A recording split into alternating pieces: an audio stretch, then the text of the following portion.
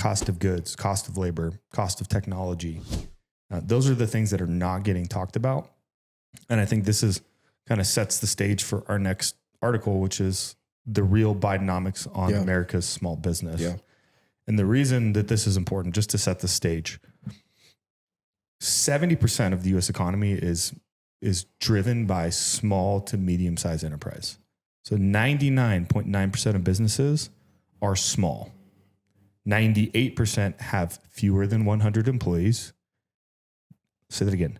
98 out of the 34.9 million businesses in this country have fewer than 100 employees. 89% have fewer than 20 employees. 89% fewer than 20 employees.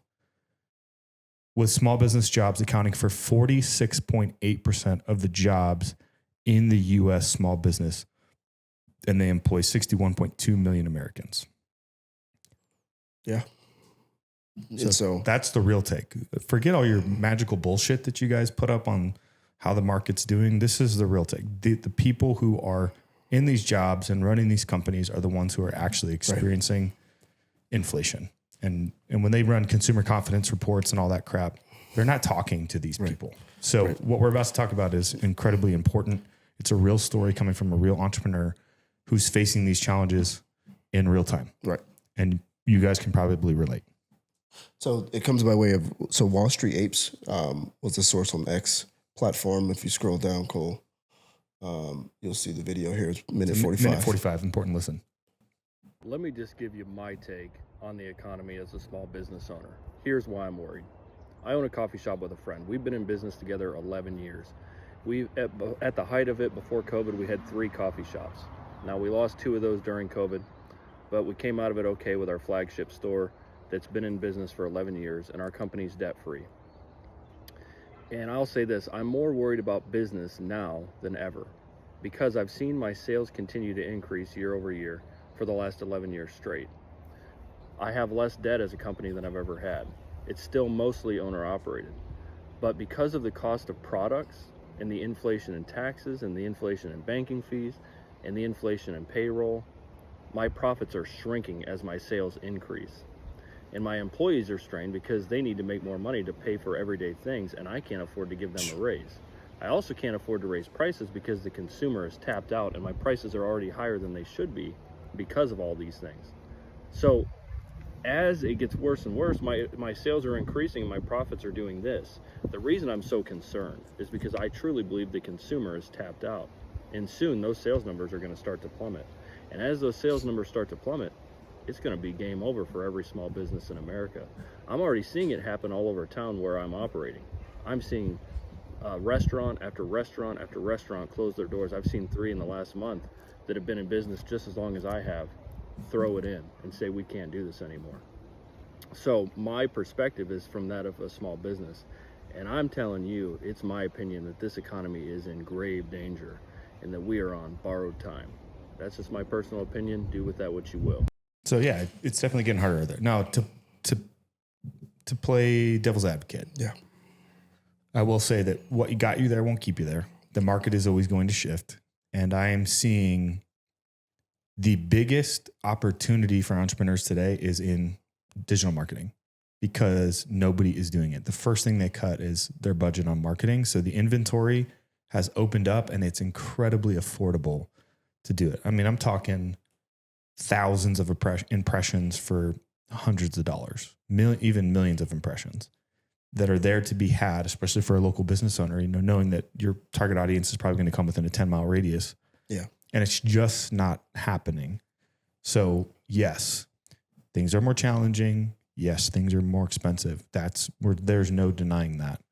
And it is stressing the system. But this is also capitalism.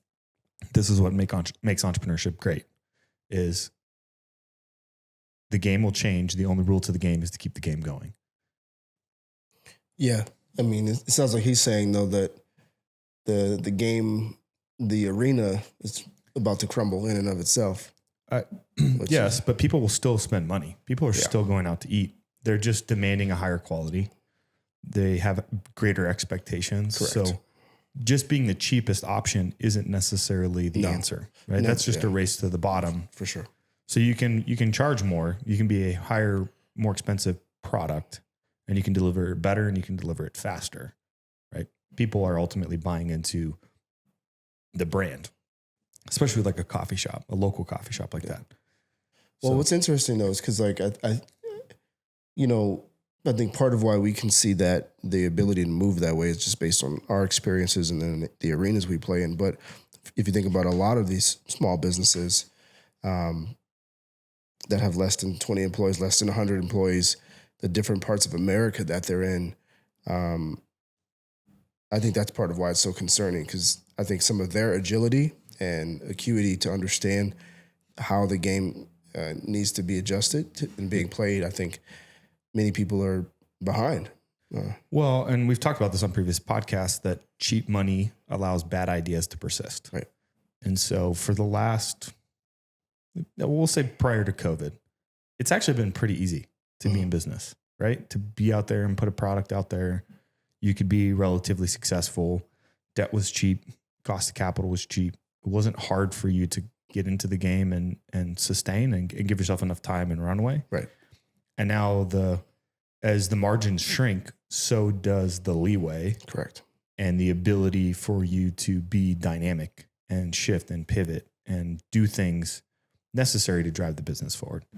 So it's one part a good thing. It's what the Federal Reserve is trying to do is to wash out the weak hands. And it starts with unemployment, and then it's followed by businesses closing, and then it's left with better businesses behind. So, dude, I mean, part of that though makes me think is, okay, that process, we respect that side of the game. But one of the things I think about is like, if we see significant levels of unemployment, we see significant levels of closing, that doesn't make for like, it doesn't, but just playing devil's advocate, it's capitalism, right? So the market will always shift. And if your product's good, people will buy it. And if your product's bad, people won't buy it. Yeah. People get laid off. That's somebody else's opportunity to hire those people, right? Right. So the money is there. The money exists. You're just trying to get people to assign those dollars to you. Mm-hmm. So I see both sides of it. Yes, it's hard. Yes, it sucks. You lost, 2 of your 3 coffee shops. Yes, it sucks that the margin's shrinking, but there's no like minor league for like, for business. I'm gonna go play in the minor leagues. This is business. That's just the way that it goes. And we know this better than anybody. I spent the last 16 years of my career working with small to medium sized businesses. I poked my head inside of thousands of them. And I know that they're not all created equal in terms of their skill set as entrepreneurs.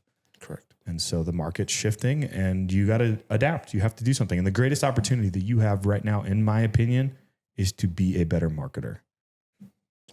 We'll leave it at that. I mean, I don't argue with that. I do find it interesting though, the conditions that are being created. I think playing in them will be harder than many people think though. Agree. Yeah, absolutely. Especially when you tackle in like the whole currency piece. That's the part that I think concerns me the most is. Yeah. But playing devil's advocate here. Yeah. Business is an exchange medium. For sure. So if we shift to pesos tomorrow, right, I can collect in pesos. Yeah. It doesn't, or yen or whatever it is. So yes, people are going to get sideswiped because they're flat-footed, but this is your call to action right now. If you're listening to this podcast, that you need to be leaning in and taking massive action in your marketing and your sales strategy and your content strategy and doing everything in your power to go and grow the business. Yeah, let's go. Because the weak hands will fall off. They will. Which means that's more customer base for you. So if there's, in a small little town, if there was 3 coffee shops and 2 of them go out of business, guess what? They're now all going to your business. True. So shout out to my man. Let's get him running that one coffee shop in town.